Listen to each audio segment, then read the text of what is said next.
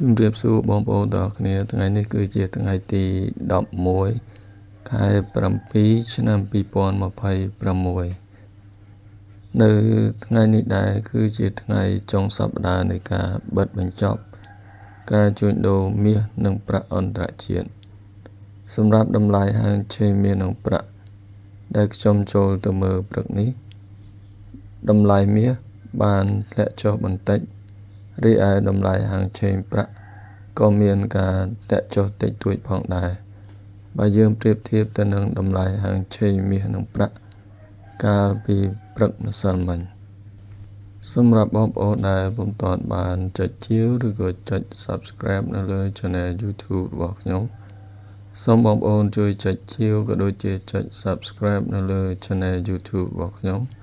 ដើម្បីទទួលបាននូវព័ត៌មានស្តីពីតម្លៃហាងឆេងមាសនិងប្រាក់ដែលខ្ញុំផុសជាប្រចាំថ្ងៃសម្រាប់តម្លៃហាងឆេងមាសនៅព្រឹកថ្ងៃទី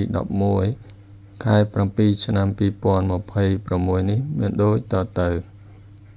1អោនតម្លៃ$4,120 1ជីតម្លៃ$496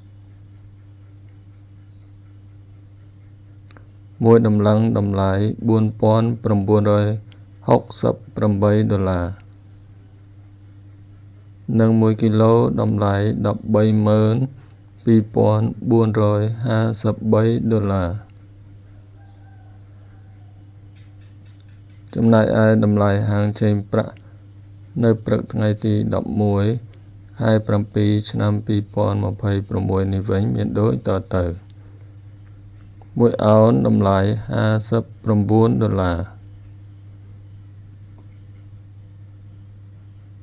1ជីតម្លៃ$7 មួយតម្លឹងតម្លៃ$72និង1គីឡូតម្លៃ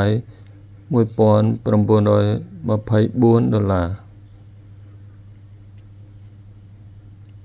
សម្រាប់តម្លៃហាងឆេងមាសនិងប្រាក់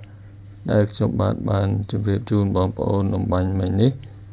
ចាប់តែប៉ុណ្ណេះអរគុណបងប្អូនទាំងគ្នាដែលបានទស្សនានិងតាមដានយកចិត្តទុកដាក់ស្ដាប់នៅការរៀបរាប់របស់ខ្ញុំតាំងពីដើមរហូតមកដល់ទីបញ្ចប់ជូនពរបងប្អូនទាំងគ្នាមានសុខភាពល្អរកទទួលទានមានបានគ្រប់គ្នា